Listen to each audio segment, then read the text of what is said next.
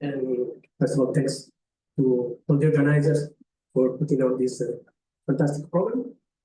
I'm really happy to be here and to give a talk based on some work in progress with Carlos and Daniele Musso, and based on also another on a paper that we published a couple of years ago, where we introduced for the first time the formalism I'm going to use.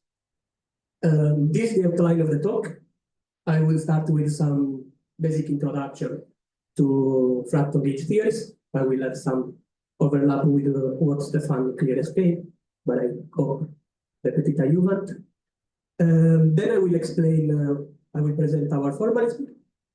I will apply it to flat spacetime, and then I will generalize it to the Descartes case. Okay, so we start with perhaps the most basic question: what is a fracton? And we call fractons excitations with restricted mobility.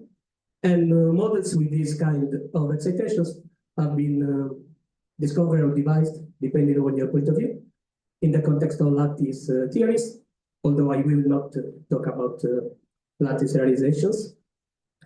What I want to mention is that these models present exotic properties, such as subsystem or multiple symmetries, and in particular, I'm interested in this multiple symmetry case. This model display ground state degeneracies which are sensitive to the lattice size. And because of these points, they also display some fancy infrared ultraviolet mixing, which make challenging the way in which we perform coarse graining.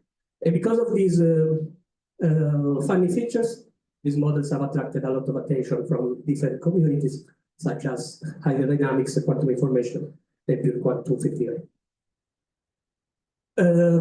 As I said, I'm interested in the multiple symmetry case, and the simplest case is the one with theories where, besides the conservation of a charge, you have conservation of its dipole moment.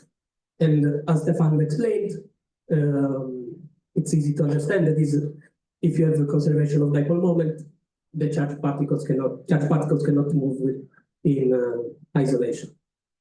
So I will deal with models where we have a charge generator, a dipole generator, and as we will see, these models are characterized by a conservation law in which the time derivative of the charge density is related to the second derivative of a current with two indices.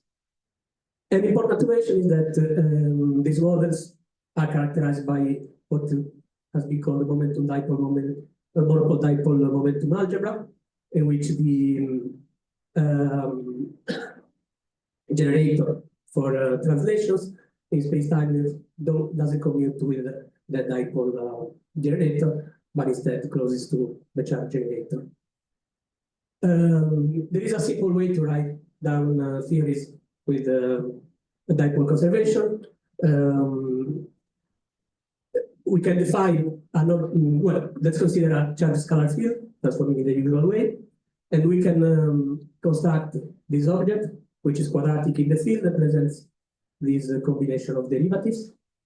And it's easy to see that this object transforms covariantly up to a term depending on the second derivative of the transformation parameter. So it's a covariant derivative for linear functions of the spatial coordinates, and so for dipole transformations. Once we have this object, we can write models. This is a simple example. And since already the covariant derivative is quadratic in the fields, the part of the Lagrangian, depending on the spatial derivatives, will be quartic. And as a result, at low energy, you will find the dispersion relation of the form omega equal to 0, so a fractonic dispersion relation. We can derive the conservation law I mentioned before. The by using the method procedure. So in particular, we consider the variation of the action under a general a transformation with the general function alpha. The first piece is the usual one, the usual one that you find in the P1 symmetries, but the piece, since we have conservation of the dipole moment, the piece, depending on the spatial derivative, will start at the second derivative order. And as a result, integrated by parts, we find the conservation law I mentioned before.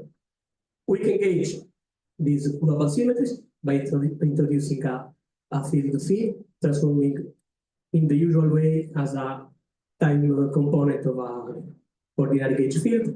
But then for the spatial derivative part, we have to introduce asymmetric field with two indices with this fancy gauge transformation. With these objects, we can construct electric field, magnetic fields, and write down models characterized by a Gauss law, in which instead of having the divergence of electric field, we have the double divergence of this rank to electric field. Well, here I wrote this in 4 dimensions, and I will do this throughout the talk, although all the things I will say can be generalized in a straightforward way to general dimensions. Okay, so we have electric fields, magnetic fields, and we can write an action which is essentially a Maxwell action for these electric and magnetic fields. You can study this model, and you will find that there are 5 massless modes in 4 dimensions with the binary special relation.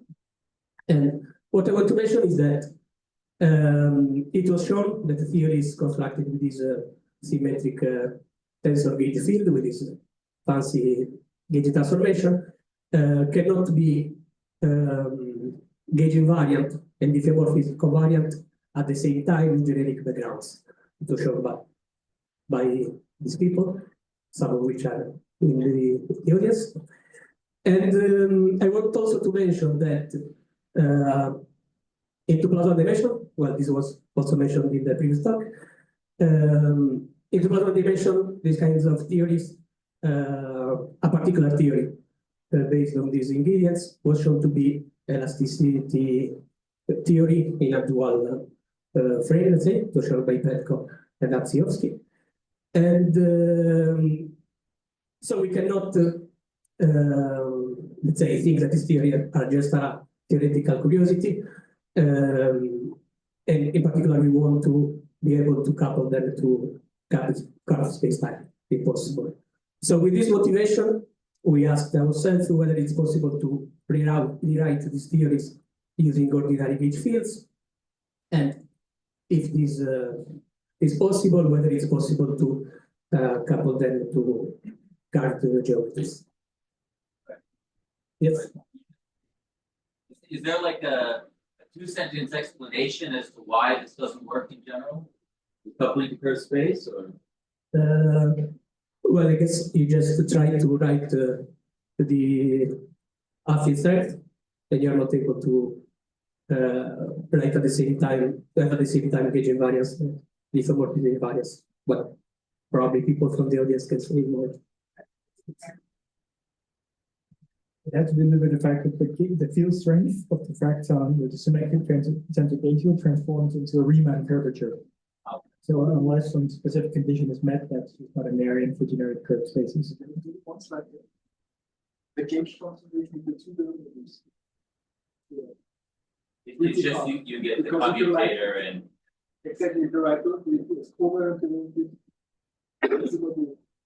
I could also maybe offer the intuitive sort of picture that if you take a dipole and you drag it around a closed loop in a curved geometry, it'll end up a little rotated.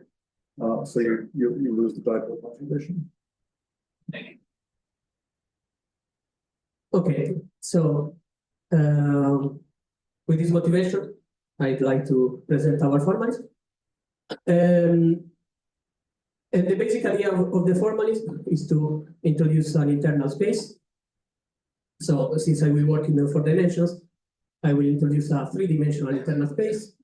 And in this internal space, I want to realize the MDMA algebra.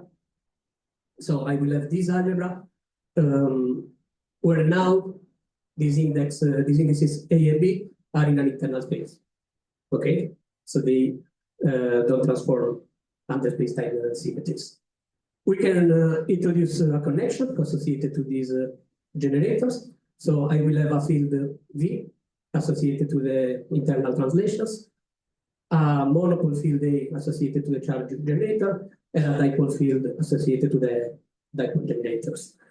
I want to stress that these are one forms in space-times, and some of them represent also an internal index. From the algebra, you can derive the gauge transformations. The field V and the field B transform as ordinary gauge fields under internal translations and dipole transformations. So again, these are scalars in space-time, and carry an index in this internal space. And then I have the gauge transformation of the monopole field A, which is an ordinary one for what concerns monopole transformations. And then we have shifts under dipole and internal translations. We want to write down models, so we need curvatures.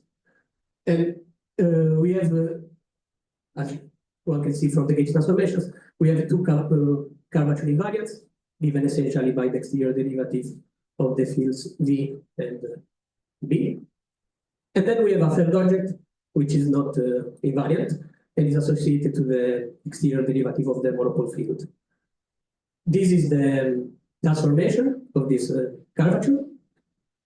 And as we will see in a moment, we will need to work both with this F1 and F0. So we have to cure somehow the fact that this object is not gauge invariant. And to do that, I will need to break internal translations. So I will not consider transformation with kappa anymore.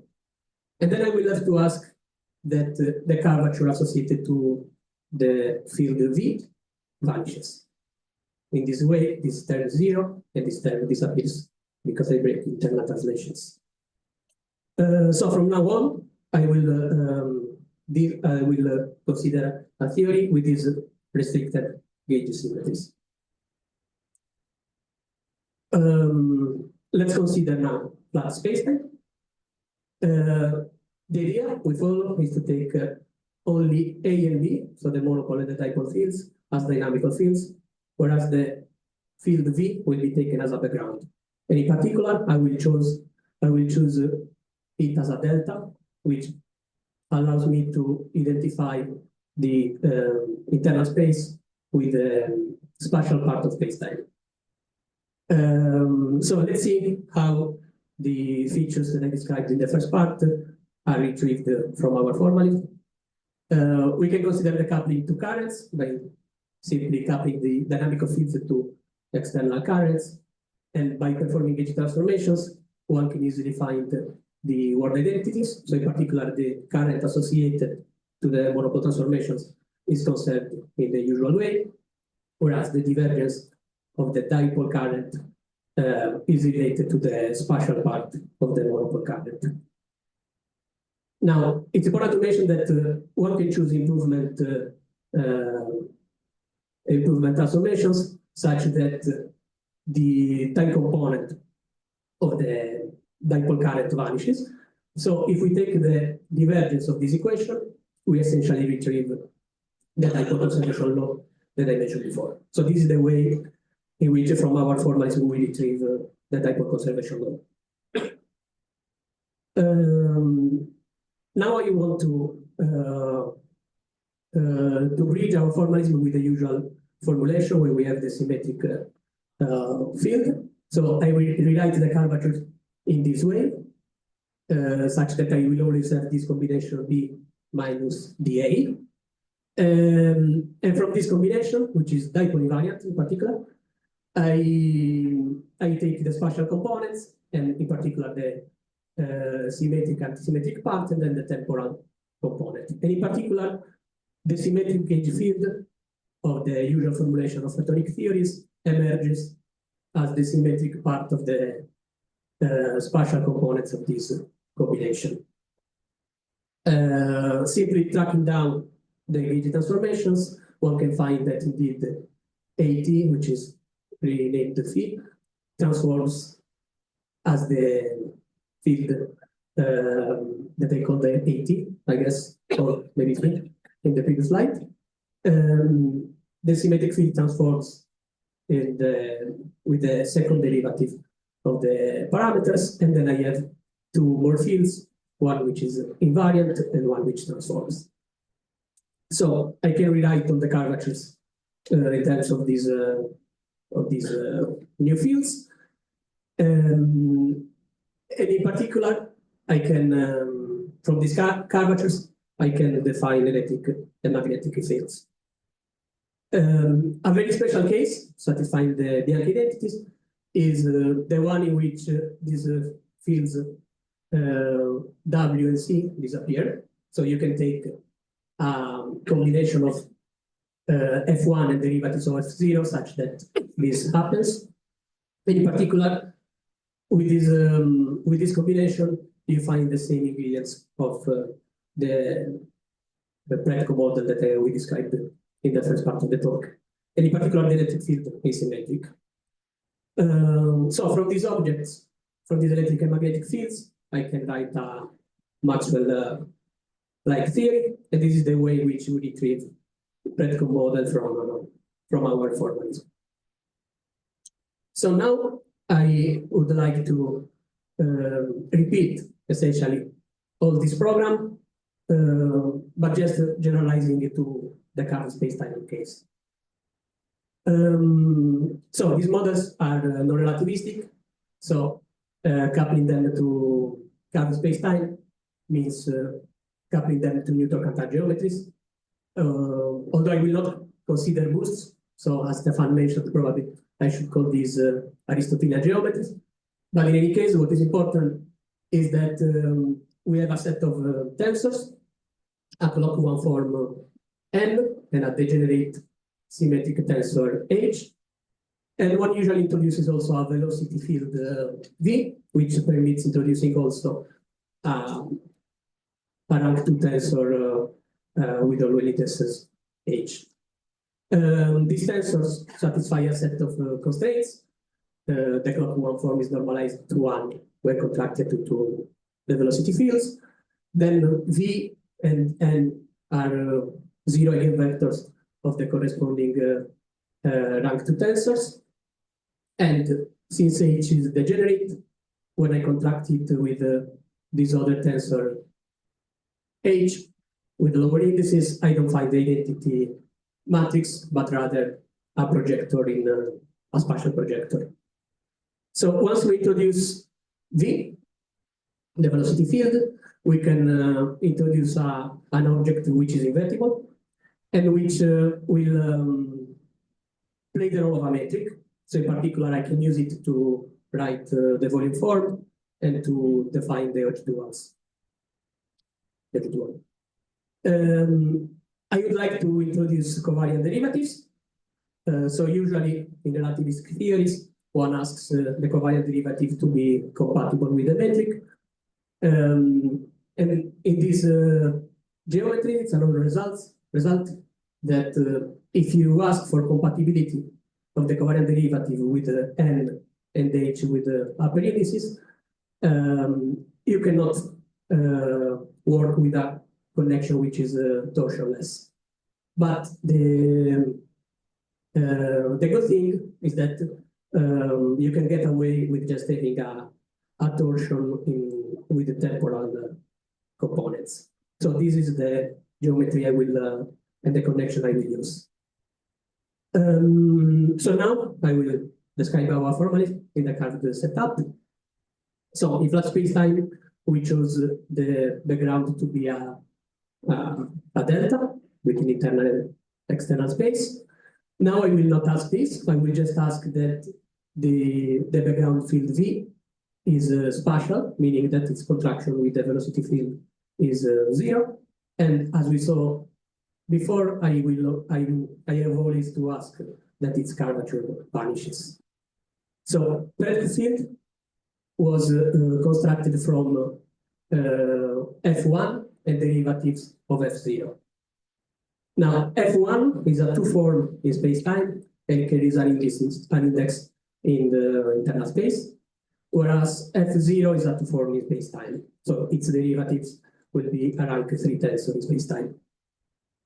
We want to sum this kind of object somehow, so we have to take derivatives of F, and from them define an object with the same tensorial nature of F1. And to do this, we introduce a vector field V, simply by taking our background and contract it with H with upper indices. By construction, this is spatial as well. And we can use it to write what we need. So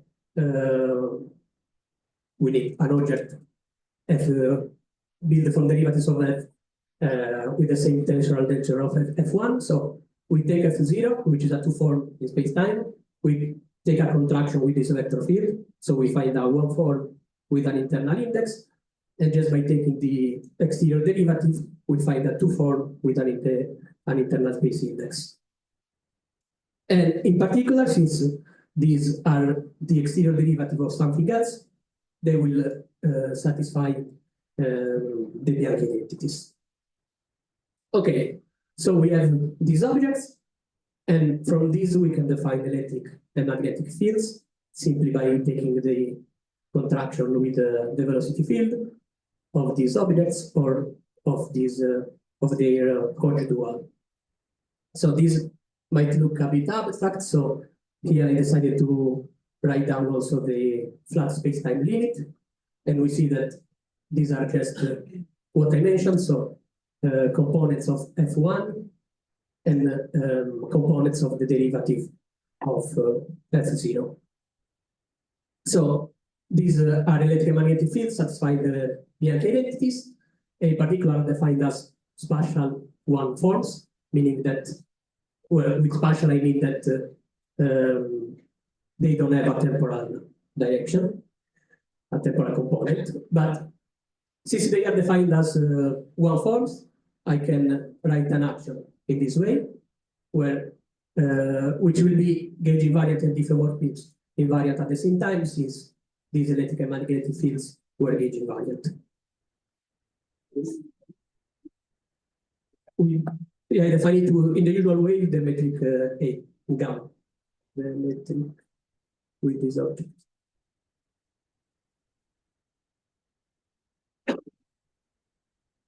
Okay, so this is a general discussion, and as I did in flat spacetime, now I would like to connect it to the usual formulation, and then to write the specific model of practical.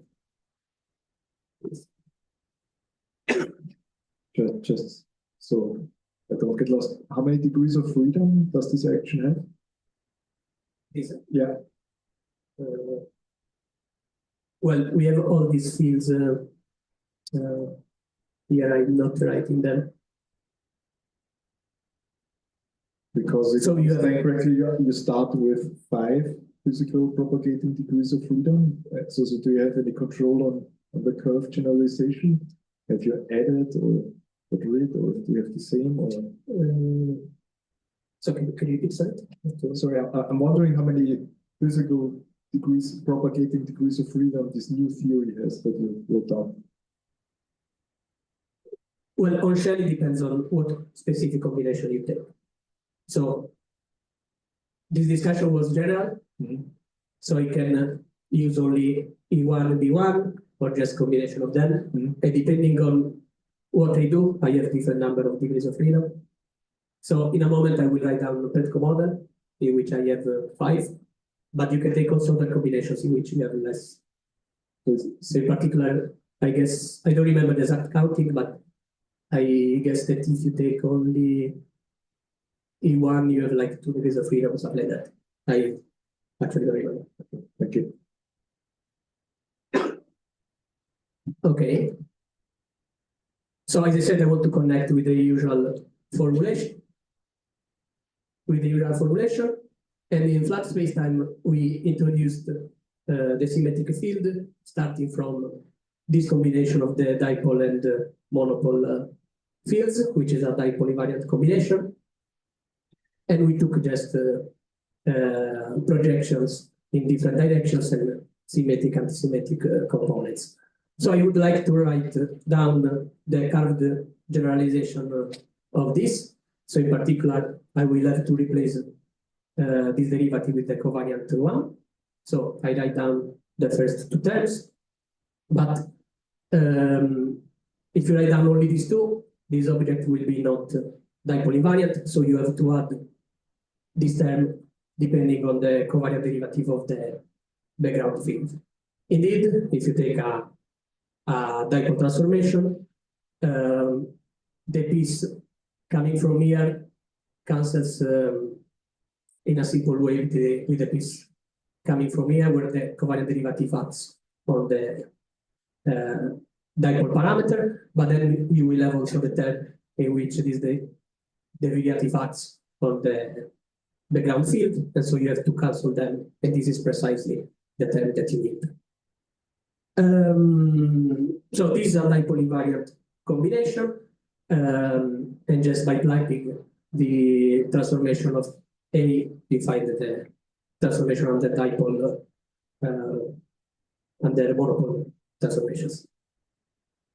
As we did in flat spacetime, now we take the spatial components or the temporal component and we symmetrize and antisymmetrize to define this object A, W, and C. So we can expand this dipole invariant object in terms of these new fields and write down the gauge transformations. As I said, I would like to write now in particular the model of Predco in the current case. So the particular combination that we took before can be seen to emerge as the combination when written in terms of these curve vectors G0 and G tilde 0. We also saw that all of them are the exterior derivative of a potential. So we can write all of these as the exterior derivative of a potential, and in particular of this potential, where we have the curvature F0, which is invariant under all transformations, and the dipole field, which transforms as under dipole transformations. So this field zeta is invariant under monopole transformations and transforms as B does under dipole ones. Predco's field doesn't transform under dipole transformations. So I would like from this to define an object which is dipole invariant. So we can take this, manage a bit, and find out that it can be written as a term which is dipole invariant, since it's defined in terms of written down in terms of beta and phi, which are dipole invariant. And then a total derivative term, which transforms under dipole transformation, and in particular, it has to transform in this way under dipole transformations. But it's important to notice that it's a total derivative. So I can remove it without changing the corresponding field strength.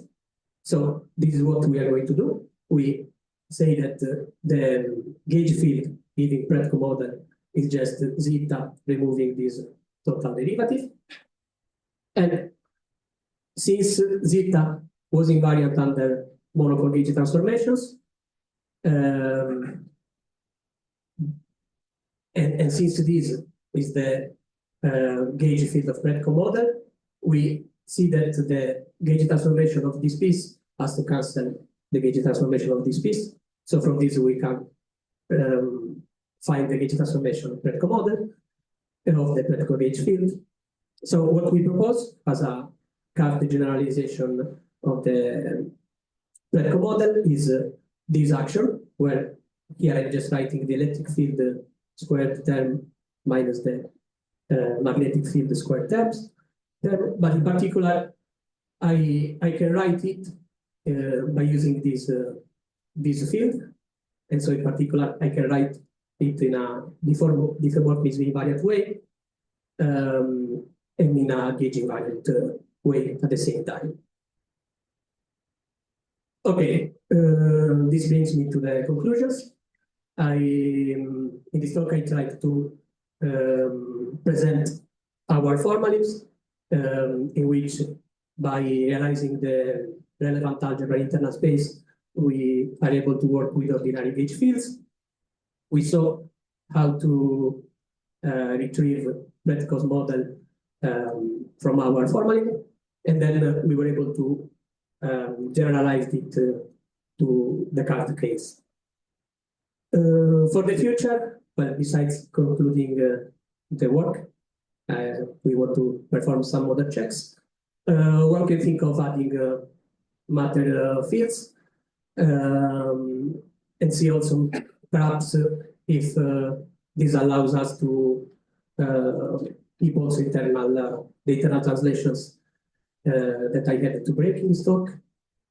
Then, as we mentioned a couple of times,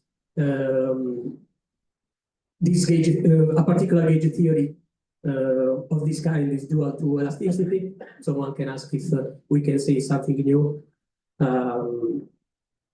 about elasticity in curved spacetime.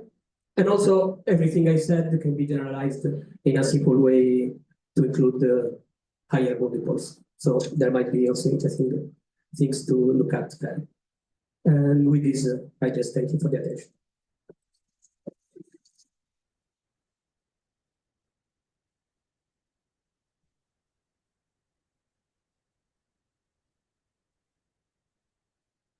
Trying to get a good idea of how you evade kind of the no-go result that you mentioned in the beginning, that this scalar charge gauge theory cannot be put on a curved background, because at the end you present an action, you say this generalizes to curved space. So did I understand correctly? Because you have this background field that you call V.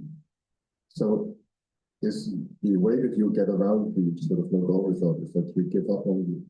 But the question is, did you give up on local rotation symmetry in order to manage it somehow? Yeah, probably yes, because that is a Because you yeah, exactly. So, but one can ask if there is a combination of internal rotation and external rotations that allows us that can be present in the low energy field. That I still don't know. In flat spacetime, we identify internal and external spaces. So there is a combination of internal and external rotation which is present. So the theory that we write down in that case, yes, because your V is pointing in a direction that is, what is it? Yes. I don't know if they can't spacetime, you can still have some. Yeah, I guess that would be my question, whether that generalizes. Yeah. I don't have a definitive answer.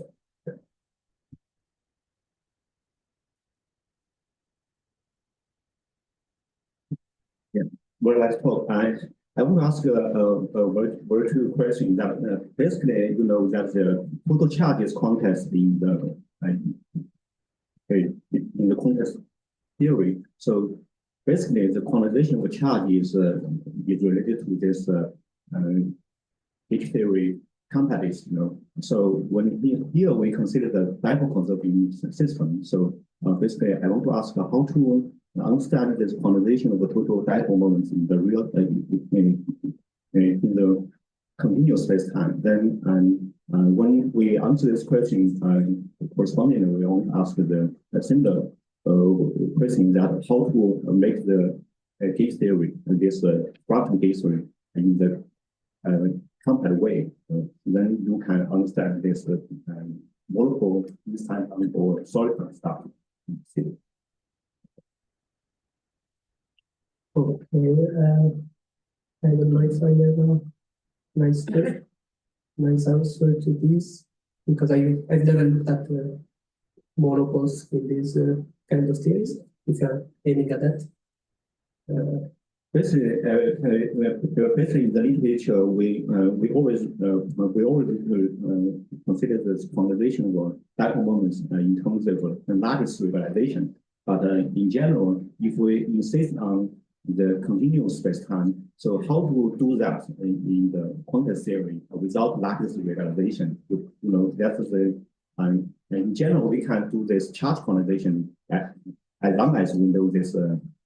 Multiple is quantized, but in the dipole conserving system, I still don't understand how to quantize this total dipole moments without lattice regularization. No. Okay, yeah, I guess it's not expected, but I don't know, like, lessons. So. Thank you. So I have a related question. So what is the vacuum of I guess it's not the usual bunch. The vector velocity? The vacuum. The vacuum of the theorem.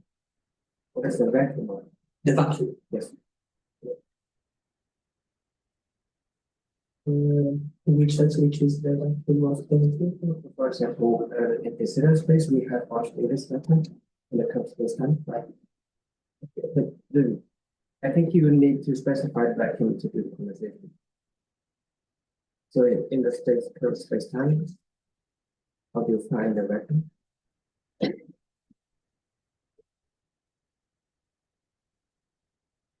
I'm not sure in which part I needed to specify this. Which part of the construction I needed to specify this vacuum? I think you need the vacuum to do quantization. Okay, I was not doing quantization. Okay, yeah, so yeah, I'm wondering if you want to make it a quantum theory, then can I find a vacuum? Well, do you have a prediction what the vacuum would look like? Yeah, I haven't thought about this. Yeah, thank you.